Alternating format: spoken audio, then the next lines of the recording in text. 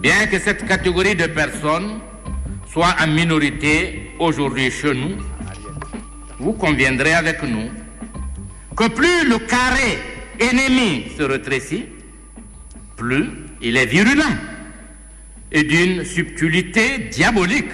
Février 1969. Conakry vit encore dans la fièvre des coups d'État supposés ou réels qui rythment la vie politique guinéenne. Cette fois-ci, c'est un commando de parachutistes de l'armée qui est mis en cause. C'est le complot Kaman Fodeba qui visait à renverser le président Ahmed Sékou Touré. Il est composé du lieutenant Bengue Aboubakar, du sous-lieutenant Diallo Mouktar et de l'adjudant-chef Keita Namori. Les 3 putschistes arrêtés, sur ordre du chef de l'État, sont mis dans un avion pour être transférés à Conakry. Soudain, entre Cancan et Labé, les 3 prisonniers qui n'ont plus grand-chose à perdre, connaissant ce qui les attend à Conakry, parviennent à détacher leurs liens. Dans l'avion, c'est la bagarre avec les agents chargés de les convoyer. Les putschistes, les prisonniers, prennent rapidement le dessus sur leur geôlier. Puis, un des convoyeurs, un inspecteur de police, est largué de l'avion qui vole à 2000 mètres d'altitude. Le commando intime ensuite l'ordre aux pilotes de les amener au Mali voisin. Mais sans qu'ils le sachent, il va les déposer à Malia, dans Sigiri, c'est-à-dire dans une petite bourgade de Guinée avant de s'enfuir au village où les habitants vont l'aider à mettre les fugitifs aux arrêts. C'est le début d'une légende. Le jeune inspecteur, largué de l'avion, Mamadou Boiro, est déclaré martyr de la Révolution. Un héros chanté dans tous les chœurs révolutionnaires. Hélas, son nom est donné à l'ancien camp de la garde républicaine, qui va devenir l'une des prisons les plus célèbres des camps de concentration d'Afrique les plus meurtriers. Le camp Boiro, où vont être détenus, torturés et assassinés des milliers d'opposants au régime guinéen de Sékou Touré. De 1969 à 1984, date du décès du Grand Sili, comme on l'appelait, plus de 50 000 personnes vont périr dans ce sinistre camp. Le nom Camp Kamaen, on a attribué à son nom, le nom Camp Boiro. Bon, moi je vois ça, c'est un lieu de violence. Bon, je regrette ça aussi. Justement, des rescapés, mais aussi de ceux qui ont perdu leurs parents. Comment vous vivez ça quand vous voyez ces gens-là parler de Camp Boiro? Ouais, vous savez, pour certains, la nouvelle génération, ils ne connaissent pas. Et dès qu'ils entendent Camp Boiro, pour eux, c'est Boiro Mamadou même qui a construit ce camp, ou bien c'est lui qui était là-bas comme commissaire. Et, étant donné, mon papa n'a même pas servi là-bas. Il n'a même pas servi là-bas. C'est Camp Kamaen. C'est après sa mort, Sékou a changé, a donné le nom de Camp Boiro pour ne pas qu'on l'oublie. Vous voyez, c'est tout ainsi. Non, mon papa n'a jamais servi au Camp Boiro. Mais les gens, certains, par ignorance, ils voient ça autrement. Pour eux, Camp Boiro, bon, c'est Mamadou Boiro même qui était le commissaire, c'est lui qui torturait, c'est lui qui faisait ça et ça. Et étant donné, c'est le contraire. Mon vieux n'a jamais servi là-bas.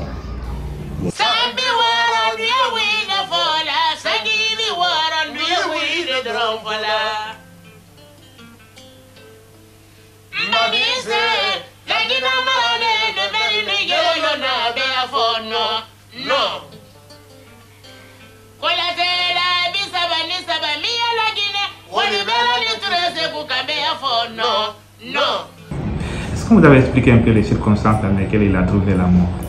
Oui, bon. Elle a été larguée dans l'avion. Vivant, on l'a projeté. Il était venu ici en congé voir la grande famille. À son retour, il a passé par la ville. Donc, c'est à partir de l'abbé maintenant, sa mission a changé, puisqu'il a trouvé un de ses collègues qui était là-bas, qui était venu pour cette mission-là. C'était l'arrestation de certains malfaiteurs. Donc, comme c'était son ami, son promotionnaire, ils ont un peu discuté, il a dit à ces derniers de le laisser, comme il partait à Conakry, pour qu'il aille avec ces gens-là. Donc, c'est au cours de ça, il a eu cet accident. Inspecteur, hein? Oui, il était inspecteur de police. Il était à la baie, c'est là-bas qu'il a jugé d'accompagner son collègue qui ramenait des malfrats à Conakry. Merci. Et ces malfrats-là, vous dites que c'est dans cet avion, dans l'avion qu'il a été largué. Oui. Est-ce qu'il y a eu, c'est une bagarre ou c'était quoi? Non, c'était des gens, c'était l'État. C'était une mission d'État. Ces gens-là c'était les commandos parachutistes qui devraient être entendus à Conakry. Donc ils les envoyaient pour ça. Maintenant c'est dans l'avion, je ne sais pas bon. Mais le contenu de ça, comme je vous l'avais dit, on a entamé quelque chose avec ma soeur. Arrivé là-bas, elle va vous donner la suite. D'accord. 69, il est décédé. Et puis, est-ce que le corps avait été ramené à Koundara ou, puisqu'il avait été largué dans l'avion, c'était pas facile? Non, lui, bon, pratiquement son corps n'a même pas été retrouvé. Son corps a été cherché un peu partout. Parce qu'il a été largué dans la zone de Malea. Donc, on a recherché le corps, mais on n'a pas pu le trouver.